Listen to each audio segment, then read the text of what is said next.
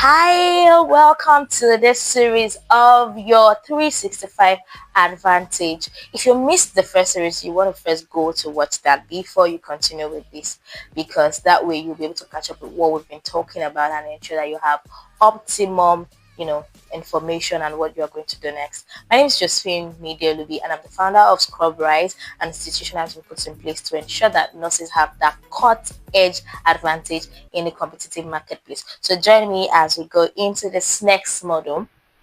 So in this model, we're going to be talking about your first 365 high income strategy. Now we've moved to your next phase of career strategy. So we've talked about how you can leverage your student years. But once you graduate and you begin working, you enter what I like to call your first 365 days, which is your first year of professional practice. Most nurses treat this period as a time to just simply adjust to get a job and learn the routines, try to not make mistakes and just survive the shift, because of course you are just finishing from school. But from a career strategy perspective, the first year is actually one of the most important financial and professional windows in your entire career, because the decisions you make this time will determine your income trajectory, your specialization, and your international mobility. So the goal of this phase is very simple. Within your first year, you should position yourself to become the most valuable and eventually highest paid nurse in your unit. So let's talk about how. There is a myth in nursing that salaries are completely fixed. Many nurses usually believe that whatever salary is written in the job advertisement is final and cannot be adjusted. But in the real sense, that is wrong. And why it is not entirely true is because the base salary is often standardized, but there are many other parts of a job that are flexible. And understanding this can significantly increase your long-term earning potential. So one of the first things you should look for when evaluating a job offer is sign-off bonuses. Some hospitals offer financial incentives simply to attract new staffs. These bonuses may not always appear clearly in job postings, but they sometimes exist in as internal recruitment strategies, right? So another thing to look for is your retention packages. There are benefits assigned to keep employees within the institution for a certain number of years. Now, here's a strategic move. If the hospital says the base salary cannot be changed, shift the conversation.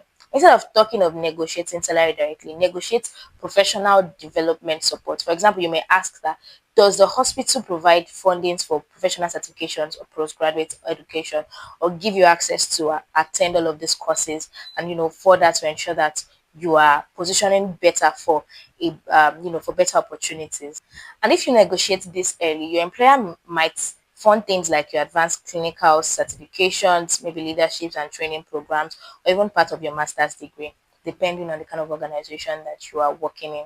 This is powerful because education funded by your employer increases your qualifications without increasing your personal financial burden. And those qualifications later translate into higher paying roles.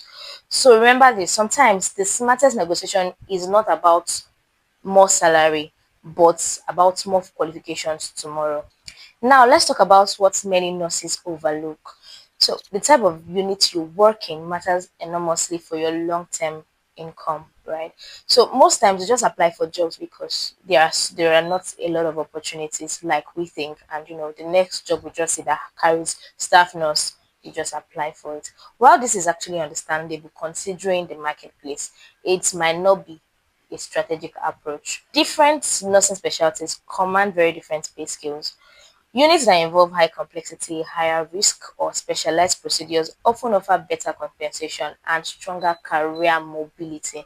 For example, critical care environments often receive higher hourly pays and additional training opportunities. And also, a placement in psychiatric specialty gives you an added advantage, especially when you seek for job placement when you want to travel out of the country you are to an international country like the UK or the US. And because of this, nurses in this environment often receive hourly hour pay and additional training opportunities. Other specialties that gives this kind of opportunities like the renal nursing, ophthalmic nursing, and all of that. So these areas combine clinical knowledge with procedural expertise and often operate within private healthcare market.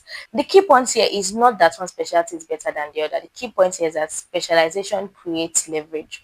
When you build expertise in a niche area, your professional value increases. And when your value increases, your earning potential increases as well. So when evaluating your first job opportunity, don't just ask, where can I get hired quickly? You want to ask more strategic questions like, what role will make me more valuable in 3 years? And that mindset alone can change the trajectory of your entire career. The next thing we're going to talk about is the important truth about high paying opportunities. Many of them are never posted publicly. In healthcare, many international contracts and premium positions are filled through professional referrals. A hospital administrator recommends someone that they trust, a colleague connects a former co-worker to a recruiter, and nurses already working abroad informs a friend about an upcoming opportunity. So you can see that it's not just about you applying for jobs. Sometimes the jobs you're applying for are being gotten through referral. But before we go, I want to quickly share an opportunity with you.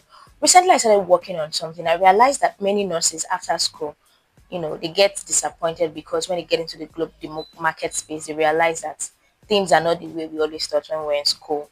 They are not good jobs, and even if you get a job, it's not a job that is financially rewarding. And I felt, what can I do to help the nursing space, especially when so many people are looking to transition because the economic situation of our profession is not rewarding. So I came up with ideas and things that I realized are the reasons why nurses are poorly paid or poorly placed and don't get to be strategically placed for their career advancement. And that's what this course is all about. The name of the course is the Strategic Nursing Career Playbook. This course is an 11 module video course that has been put together to ensure that nurses have an advantage in the competitive marketplace. This course is not going to be teaching you the things that you were taught in school. This course is going to bring you to places where the school never taught us. This course is going to give you an advantage over so many others because you get to know what are the things that affect jobs opportunities, what are the things that affect, applying for jobs and not getting them.